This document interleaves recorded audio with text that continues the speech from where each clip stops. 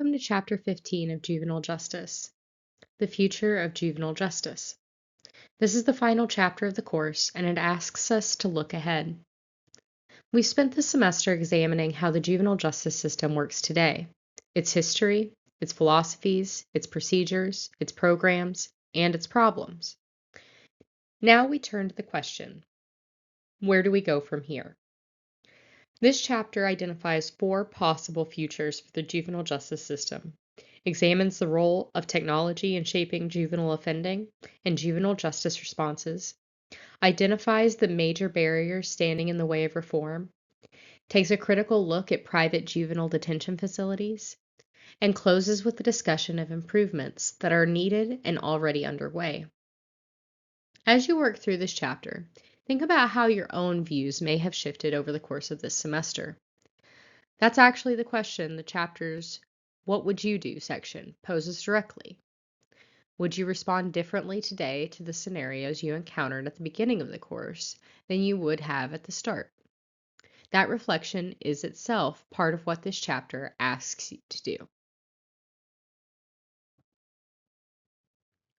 Chapter 15 has 5 learning objectives. Objective 1 asks you to evaluate the 4 possible futures for the juvenile justice system, ranging from abolition of the separate juvenile justice system to a full embrace of restorative justice and everything in between. Objective 2 focuses on technology. How has technology changed the nature of juvenile offending, and how can it be used constructively to improve the system's response to young offenders? Objective 3 addresses barriers to change. What systemic, social, and political obstacles stand in the way of meaningful reform, with particular attention to race and disproportionate minority contact. Objective 4 asks you to think critically about private juvenile detention facilities. Are they a barrier to improvement or a potential vehicle for it? And Objective 5 identifies specific improvements that the juvenile justice system should prioritize: community programs, mental health services, PREA compliance, and culturally competent treatment. The chapter identifies 4 distinct possibilities for the direction of juvenile justice in the coming years, each reflecting a different philosophical stance toward youth who offend. The first possibility, abolition of the separate system, would mean processing all juvenile offenders through the adult criminal justice system. This position is most consistent with the get tough philosophy that sees the juvenile court as too soft. The problem is that this fundamentally abandons the research-backed principle that youth are neurologically, developmentally, and morally different from adults in ways that matter for accountability and rehabilitation. The second possibility, hybrid sentencing, represents a pragmatic middle ground. Many states already use blended sentencing for violent juveniles, imposing juvenile dispositions with adult sentences suspended. If the juvenile succeeds in rehabilitation programs, the adult sentence is never activated. This allows the system to maintain accountability for serious offenders while preserving the possibility of redemption. The third possibility, restorative and balanced justice, represents a return to the rehabilitative roots of the juvenile court, updated with decades of research on what actually works. This approach emphasizes repairing harm to victims and and communities, holding offenders accountable in meaningful rather than merely punitive ways, and building the competencies that will allow youth to become productive members of society. The fourth possibility, the continued triumph of the get tough approach, reflects the political momentum of the past several decades. More waivers to adult court, harsher sentences, and a focus on punishment over rehabilitation. The problem is that this is directly contradicted by the available data. Juvenile violent crime arrest rates have consistently decreased since 1994 and have fallen to levels not seen since at least the 1970s. The public perception that juvenile crime is spiraling upward is simply not accurate, but that perception has been politically powerful. The note at the bottom of this slide is worth emphasizing. The decline in juvenile crime rates is one of the most important and least publicized facts in American criminal justice. Get tough advocates have focused on short-term upticks while ignoring the long-term downward trend. Technology has fundamentally changed the landscape of juvenile offending and must also be a central part of the system's response. On the threat side, the emergence of what was called computer delinquency as early as 1999 has evolved into a broad category of technology-facilitated juvenile offenses. Cyberbullying is now a major national problem, persistent, pervasive, and often anonymous in ways that traditional bullying was not. Digital piracy is rampant among youth who genuinely do not see downloading music or movies as theft or as morally wrong. Sexting, the sharing of sexually explicit images, is legally classified as child pornography, even when the images are self-created by teenagers, creating situations where well-meaning but immature teens face potential sex offender registration. The central concern with all of these tech-based offenses is the risk of over-criminalization. When youth engage in behavior without criminal intent, without understanding that they are breaking the law, and without recognizing the harm they are causing, the response should be primarily educational rather than punitive. Researchers and reformers have called for two-tiered statutes on sexting that distinguish between malicious and non-malicious conduct, punishing bullying and deliberate harm while treating innocent but illegal behavior as an educational opportunity. On the opportunity side, the Massachusetts Department of Youth Services Kindle program is a simple but powerful example of technology being used constructively. Providing detained youth with access to books and digital literacy skills does not just fill time. It builds the educational foundation they need to have realistic prospects outside the facility.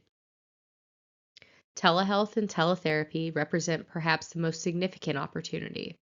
The COVID-19 pandemic forced a massive expansion of remote mental health services, and the results were generally positive. Youth in secure facilities can now access counseling without the logistical challenges of in-person appointments. Youth in the community can access services via cell phone in times of need with far lower barriers than traditional office visits. For a population that is in great need of mental health support and frequently cut off from it by poverty, transportation, and stigma, telehealth is genuinely transformative. Race and racial inequality represent the most persistent and deeply embedded barrier to meaningful reform in the juvenile justice system. This section confronts that reality directly. The statistics on disproportionate minority contact are stark. Minority youth, African American, Latino American, Asian American, and Native American constitute approximately 30% of the total U.S. population, but represent 68% of youth in residential placement. This is not a minor disparity. It is a profound structural imbalance. The critical research finding from Huizinga and colleagues in 2007 is essential. After rigorously examining self-reported offending data, they found that minority youth are not more delinquent than white youth. The disparity is not explained by differences in offending rates. Something else is driving the disproportionate contact with the justice system. The 50-state survey conducted by Hesea in 2004 identified 4 categories of systemic factors. First, racial stereotyping and cultural insensitivity, documented in 18 states. Both intentional and unintentional biases among police, court workers, and judges that result in harsher treatment of minority youth and less frequent referral to treatment alternatives. Second, the lack of alternatives to detention. When detention centers are the only available option in urban areas where minority populations are concentrated, they become the default response even when diversion would be more appropriate. Third, the misuse of discretionary authority. Bootstrapping, or stacking multiple charges on a single incident, is practiced more frequently against minority youth. Fourth, the lack of culturally competent services. Without bilingual staff, culturally appropriate materials, and culturally competent practitioners, minority youth and their families cannot effectively navigate the system. There is genuine good news here. DMC has been improving. Between 2003 and 2013, the overall youth in custody population dropped 44%, and the decline occurred across all racial and ethnic groups. The sharpest declines were among Asian Americans, 79% reduction, followed by African Americans, 41% reduction, and Latino Americans, 33% reduction. Progress is real, but the absolute numbers still show a profound overrepresentation of minority youth, and the work is far from finished. Private juvenile detention facilities occupy a complicated position in the system, neither clearly helpful nor clearly harmful, but present in significant numbers. The current data shows that 40% of all juvenile facilities are privately operated, housing 27% of all detained youth. Given these numbers, the private sector is not going away anytime soon. The early research by Armstrong and McKinsey in 2003 found no significant differences in environment, health, or quality of care between private and public facilities. This was important because it challenged the assumption that the profit motive would necessarily compromise care. Critics, including the National Juvenile Justice Network, point to documented abuses in specific private facilities in Louisiana and Texas in the early 2000s. However, these same abuses also occurred in public facilities during the same era, and both sectors have undergone significant reform. Louisiana's Act 1225 in 2003 mandated uniform standards and licensing for all juvenile detention facilities, public and private, following a Department of Justice investigation. Bureau of Justice Statistics data show that sexual victimization rates in juvenile facilities declined significantly from 2012 to 2018. These are positive developments. On improvements, the chapter's recommendations align clearly with what decades of research indicate actually works. Community programs are more effective than enforcement-heavy approaches. School personnel, social service professionals, nonprofits, and community members all need to be part of the solution. No single agency can fix a problem rooted in poverty, family instability, and social exclusion. Multidimensional treatment is essential because juvenile offenders rarely have a single problem. Substance abuse, mental health issues, trauma, family instability, and educational deficits all interact and compound one another. Programs that address only one dimension miss the larger picture. PREA compliance has made a real difference. The declining rates of sexual victimization in juvenile facilities reflect the implementation of zero-tolerance standards, staff training, and oversight. And Magan's 1999 predictions about the profile of future juvenile offenders made over 25 years ago have proven accurate. The characteristics he described are now well documented and provide a clear target for preventative intervention. Importantly, these same characteristics are observed among juvenile offenders in other industrialized nations worldwide, confirming that the problem is structural, not simply a matter of individual moral failure.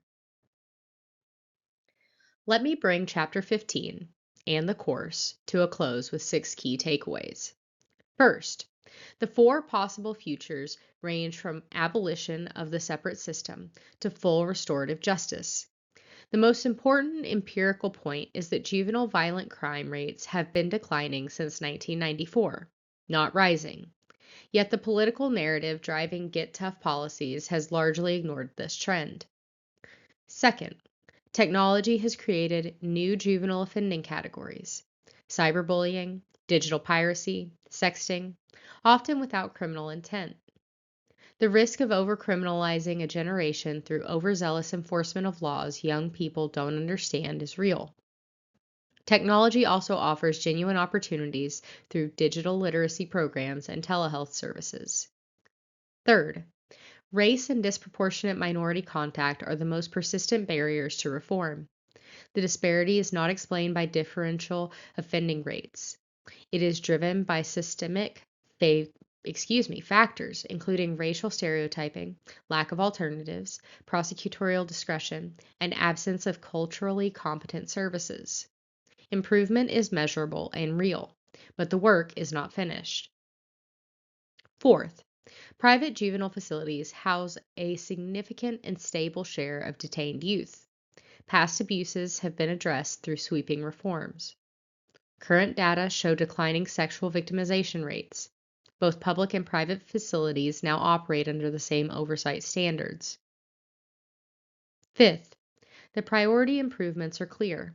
Community programs over enforcement, multidimensional treatment addressing the whole youth, PREA compliance, and culturally competent mental health services.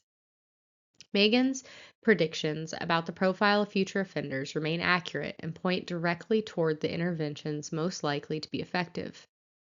Sixth, and finally, the founding principle of the juvenile court, that youth should be treated and educated rather than punished, is not naive idealism. It is empirically supported by decades of research and morally required by our understanding of human development. The system has real problems. The solution is not to abandon it, but to hold it accountable to the ideals it was designed to serve. That is the end of Chapter 15 and the end of this course. Thank you for your engagement throughout this semester, and I hope that your understanding of juvenile justice and your commitment to improving it is stronger today than when we began.